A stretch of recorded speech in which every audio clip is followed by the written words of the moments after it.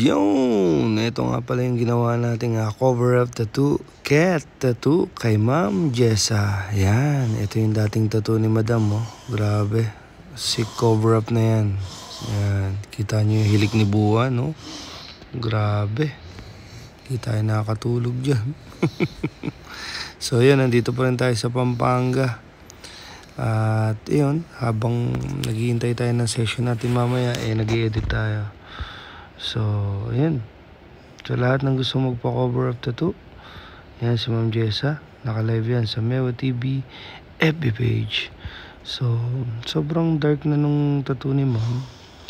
And, grabe yung hilik ni Buwan, no? Yun. Kung mapapansin nyo, talagang solid si cover up na to. Sa pagko-cover up po pala, kailangan nyo lang is right choices of design, right placement, and yung opaque, yung kumbaga advanced black and gray, yan okay yan, kasi nga ang gusto ni Madam is black cat. So sa akin kasi pangit naman kung ang gagawin natin is black na black sa cover up. Syempre kailangan gawa natin siya ng gawin natin siyang colored. Yan, kasi buwan, yan, dito pa rin kasi tayo sa San Fernando, Pampanga. Yan. So may session tayo mamaya.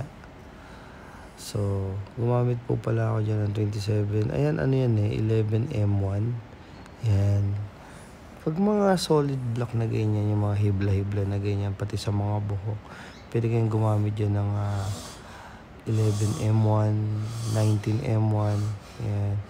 Tapos pag cover up, spot by spot, itapusin nyo na para makikita nyo na yung dark to light.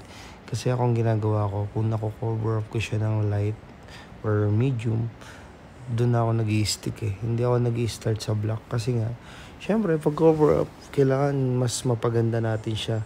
Mas mapalitaw natin yung ganda niya ng hindi ganong kadilim.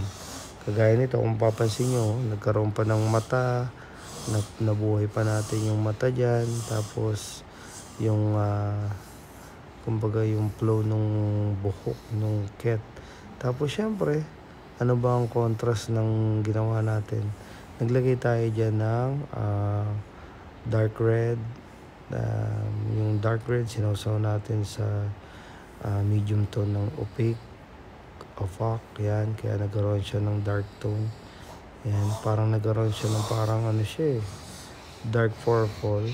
Yan, tapos sinaluan ko siya ng orange, tapos ng yellow. Yan. So, be consistent lang sa buhay, Kung mapapansin nyo, lahat ng vlog ko, mga raw lang, mga natural lang. Kasi kung saan ako napalapat, doon ako nag-edit, doon ako nagawa ng video. Always do it now. Sometimes later become never. Kasi pagka hindi ka naging natural, masyadong formal yung mo, natatabunan Kumbaga halos hindi mo na na-edit, hindi mo na nagagawa. Kaya sa akin, bato lang ng bato. Hindi mo kailangan maging formal. Sometimes you need to be informal para mas magawa mo rin yung gusto mo, diba? Pero sa skills, sa trabaho, kailangan always innovate better than yesterday. Kailangan yung pagtatattoo mo, kailangan mas pag-igihan mo. Kaya nagbibigay tayo ng 50% sa portrait, diba? Para mas lalo tayo mag-improve. Mewa, ba't sa edit hindi mo inaayos yung pag-voice over mo, yung pag-edit mo? Usually kasi, hindi ko alam Hindi mo alam kung ano yung magte-trending Minsan nga, nagmi-million views pa yung mga tirang post lang yung bara-barang post lang. Parang lang, be natural lang. So, ito yung resulta, solid. Yan, nag-freehand na lang tayo sa gilid. Usually, dapat yan medyo pa yan mas mapapaganda pa natin. Pero, nasasaktan kasi si Madam. Kumbaga, hindi siya ready sa ganyang kalaki. First tattoo niya yan So, nasaktan siya kaya inabot ng 10 years mahigit yung cover up. Same yan nung kay Joanna. Si Joanna kasi parang 13 years, 15 years yung tattoo niya. Tapos hindi siya kumbaga nadala siya sa sakit. Pero kita nyo naman, nung tinatuwa natin siya, nagpadagdag pa. Tapos nung nakaraan, nagpadagdag. Next day, papatato sila, magkakaibigan eh. Ayan. So, ito si Madam, hopefully, madagdagan to na madagdagan. Nandito tayo sa San Fernando. Si Boss Carl, magpapatato rin yata mamaya after natin dito. Shoutout nga pala kay Boss Andro dito. Ayan, Hizon. Salamat, bossing. Sobrang solid ng pagtanggap, pag-alaga, and tiwala. Kaya sa lahat ng gusto magpatato, be my next client. Thank you, Lord.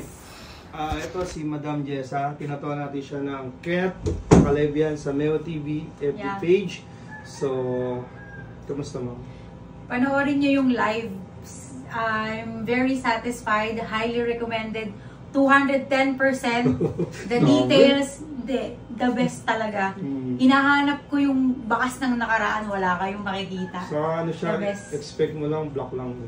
Kasi ina-expect ko sa mga nakikita kong ibang pag-cover up, sobrang dark.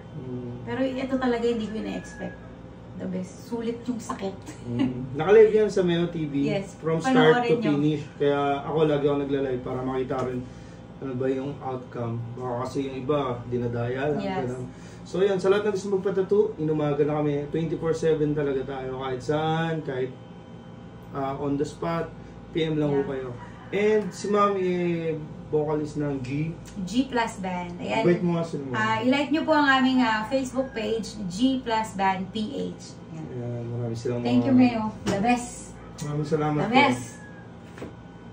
Who's next?